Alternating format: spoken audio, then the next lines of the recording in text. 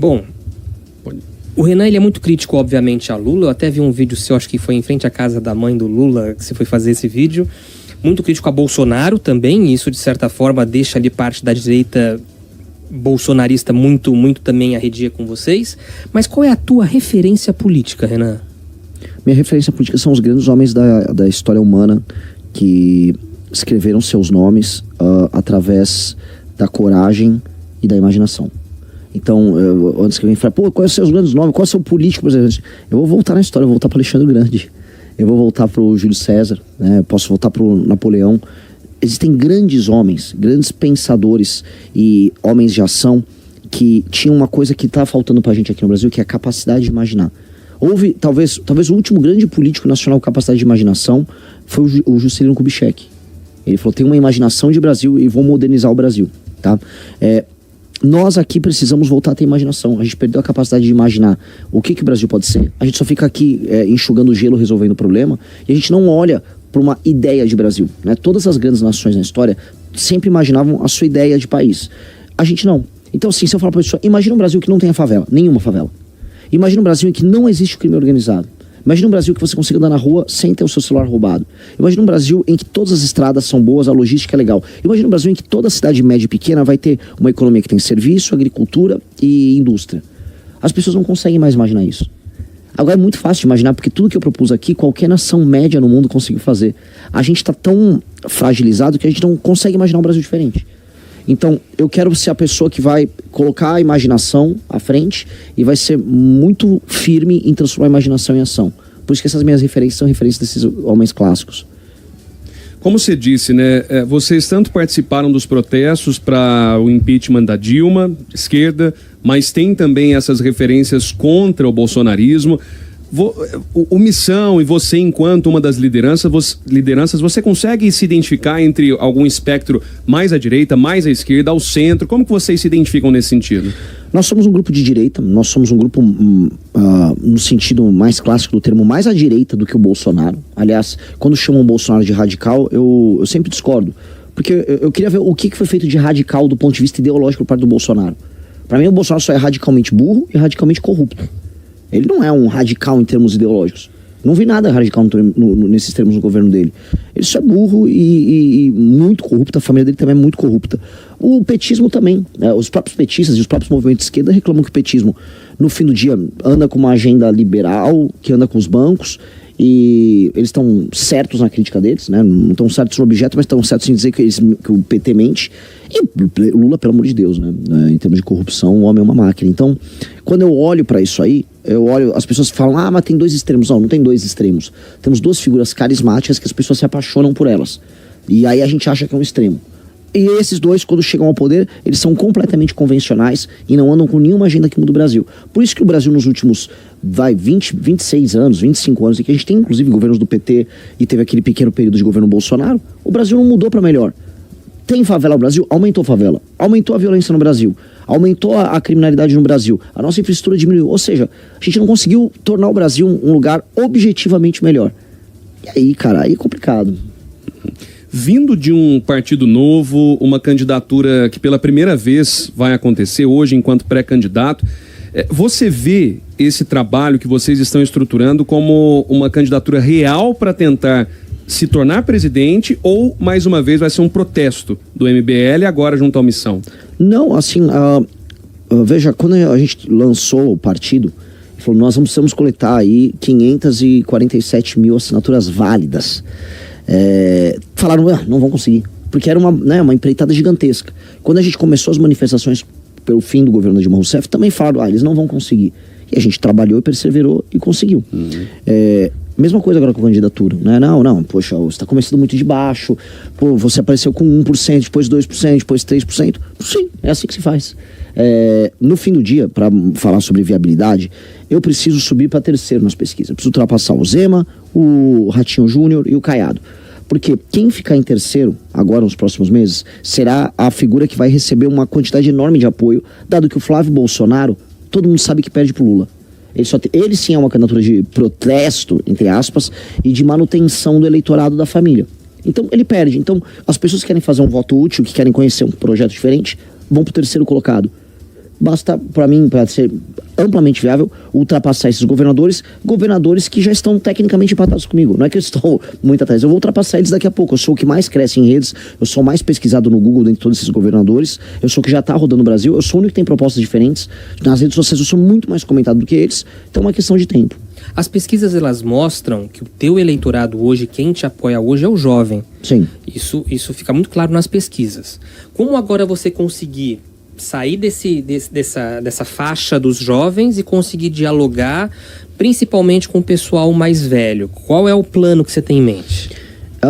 É uma espécie de uma trajetória do mais jovem que vai para a geração millennial, que é a minha geração, da galera que vai de 30 e tantos para 40 e poucos, e dali diante subindo para a geração X e depois para gerações mais velhas, né? Geração do meu pai, por exemplo. Naturalmente os jovens estão conversando com seus pais.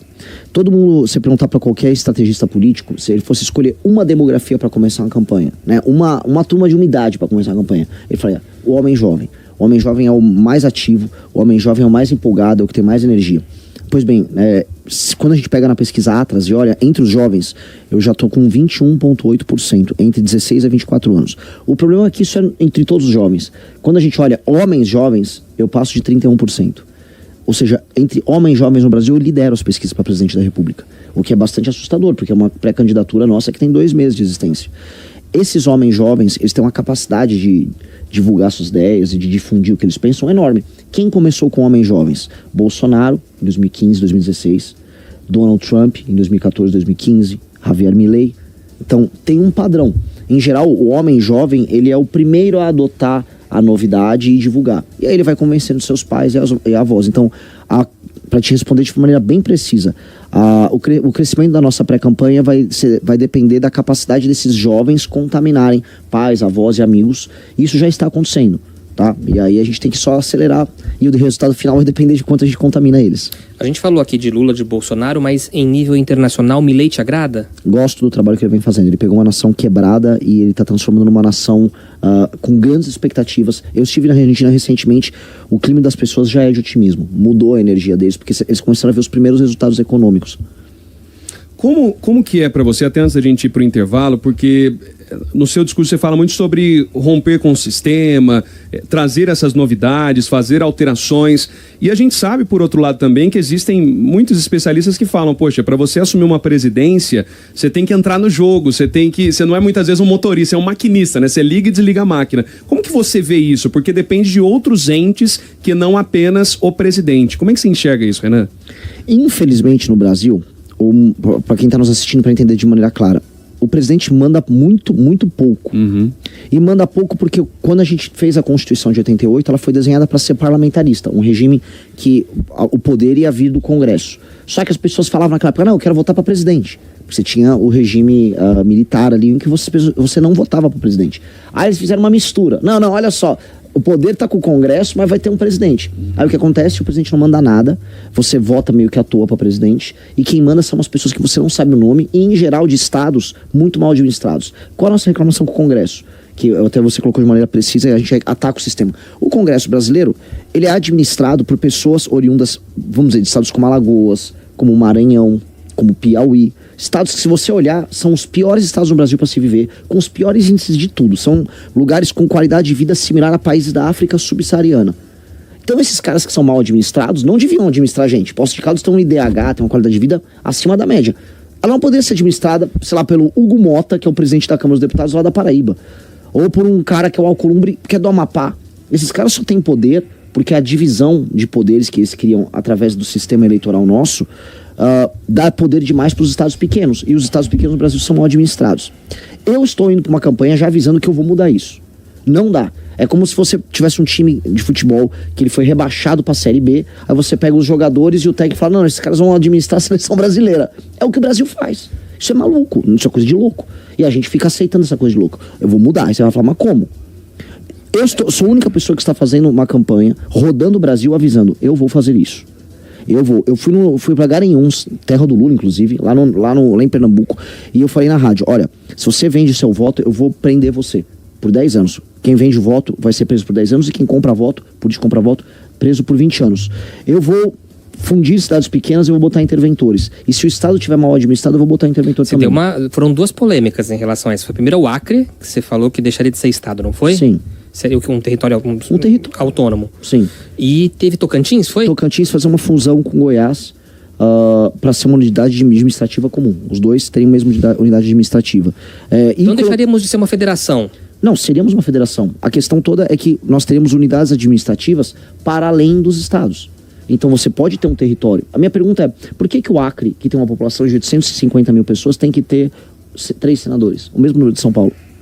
Por que o Acre, que se você fosse fazer a repartição, teria no máximo 2 deputados federais, tem 8 deputados federais? Isso é injusto. Isso é injusto com Minas Gerais, isso é injusto com São Paulo, isso é injusto com todo mundo. São Paulo, se fosse ter na métrica correta, São Paulo teria mais de 100 deputados federais. Mas não pode. Então o voto de um paulista vale menos. Muito menos. Só que o paulista é um povo que dá muito resultado, né? Acho que 40% da arrecadação brasileira vem de São Paulo. Quer dizer, São Paulo paga a banda, mas não escolhe a música. Então isso tá errado. Então vamos dizer, mas pelo menos isso está ajudando muito o Acre, né? O povo do Acre está ganhando muito com seus senadores. Não tá. O Acre tá uma desgraça. O Amapá tá uma desgraça. Então são políticos que roubam as pessoas, os estados continuam muito pobres e a gente paga a conta aqui. Isso não pode ficar assim. A gente não pode deixar que seja assim. Então, se eu for presidente da República, te respondendo de maneira clara, eu vou ganhar com uma campanha falando isso. Uhum. E aí eu chegando lá, existem uns 6 primeiros meses em que nós vamos ter que entrar com uma agenda. E eu vou entrar primeiro com uma guerra contra o crime organizado, e minha popularidade vai ficar muito alta, porque quem enfrentar o crime organizado, o primeiro presidente que enfrentar o crime organizado e destruir o crime organizado, será o presidente mais popular da história. Você pretende ir naquela linha do Bukele? Sim, tem que ser. Tem que ser. Não há outro caminho hoje no Brasil, porque o crime organizado se tornou uma estrutura paramilitar que ocupa pedaços de território. Já não é mais assim, tem um bandidinho aqui e ali vendendo droga numa biqueira. Não. Existe uma instituição... Profissionalização. Muito profissional. O Comando Vermelho está usando drones. Pra gente ter uma cruzada de linha e o Comando Vermelho virar uma guerrilha que se defenda no modelo ucraniano, usando drones e esse aparato, é isso aqui. Dinheiro eles têm, basta eles se organizarem. E o PCC... tá até no mercado financeiro, tá na Faria Lima em São Paulo. A REAG, que foi liquidada agora, era uma empresa de lavagem de dinheiro do PCC. Então os caras estão no nível em que eles são multibilionários, com força paramilitar, e o sistema de justiça brasileiro não é suficiente para derrotar eles. Pelo contrário, o sistema de justiça brasileiro está sendo invadido e tomado. São Paulo agora, a título de curiosidade, uma delegada agora foi afastada porque ela passou no concurso financiado pelo PCC. Foi, é verdade. É desesperador.